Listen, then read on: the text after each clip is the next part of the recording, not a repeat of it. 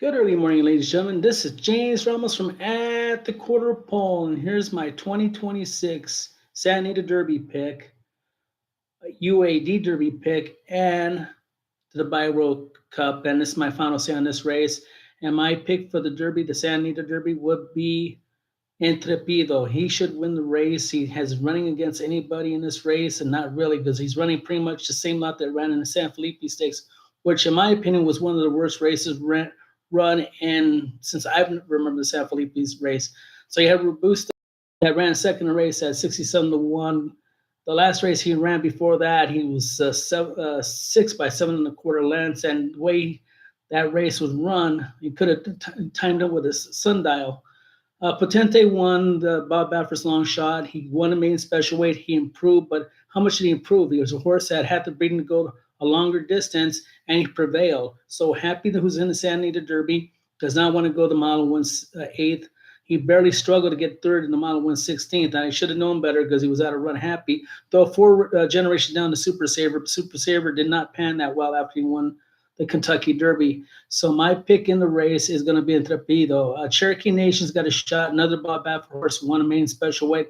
The only way he's going to try to win this race is up in front and let them try to catch him. I think Intrepido is the best California Kentucky Derby prospect so far. I liked him in the juvenile, but I withdrew taking him in the race because he drew the dreaded one post, and the one post wasn't running all day during Breeders' Cup Friday, and he didn't run. So he came second in the Beverly Lewis. He's off a 2-month layoff, and this is just Mullen's best horse he's as a 3-0 he's ever had. So Intrepido should win that race. That's what I like. I don't like these at-the-line tries. I think this horse might be odds on. If he's less than 2-1, like I said, fade the bet and try to look for something else or just something to watch and handicap for the Kentucky Derby. But that is my play. And Trepido is out of Maximus Mischief, who's out of Into Mischief, the grandsire. So he should handle this. And that is my pick for the Santa Anita Derby.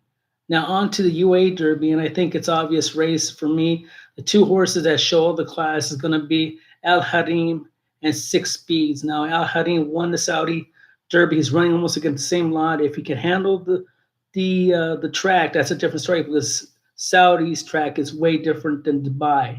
And just ask Forever Young if that's not true. So that'd be my pick. Six Speeds ran third in the 2000 Guineas. He's the second overall class. Does he's fast enough to go to beat Harim? I think so. Another race, it looks like they're the only two dominant horses in the field, in my opinion. These are the first two horses I like. Use them in exotics and the horizontal bets. You maybe get a long shot down the end, but it looks like it's going to be a formful day for Dubai coming this Saturday. Now on to the Dubai World Cup. Here's my final say. So I did a video 5 weeks ago about who's the possible runners. Forever Young is in, and he's going to be odds on, as we know. The kryptonite to Forever Young.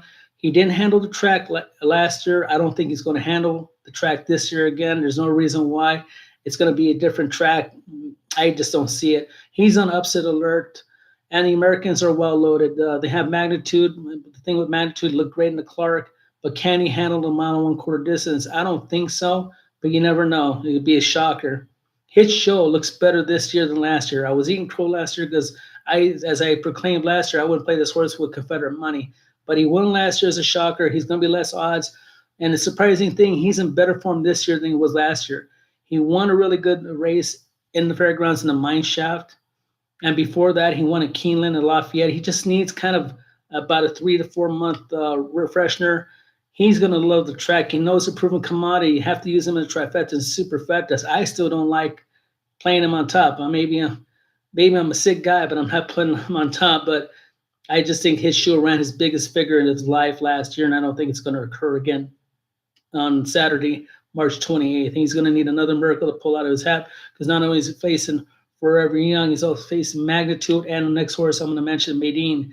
Maydeen won the Albert Classic out of Franco, as Franco was a dominant turf horse. Now he shows form going from turf to dirt, but always beware of the second bounce running on the same course as a dirt course. More really good horse on the turf. Showed he can run on a dirt after winning on the dirt from his last start. Before his previous start, he ran on the turf.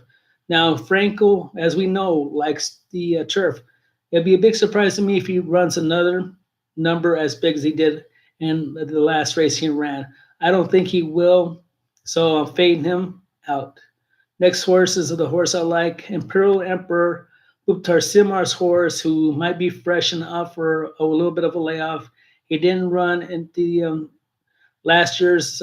He did run in last year's Dubai Cup and didn't show that much. But Mukhtar Simar has been gnawing at this race for a whole year. I'm sure it's really stuck in his craw that his horse did not perform that well. So he's coming back this year. I think they'll perform better. I still like him to win with his entry made as Walk the Stars. Now, Walk the Stars came in second behind Medane, beaten by 5 lengths, but you don't need that effort. And I'm saying the composition track is way different in Saudi than Dubai, so I'm giving another chance, another win effort.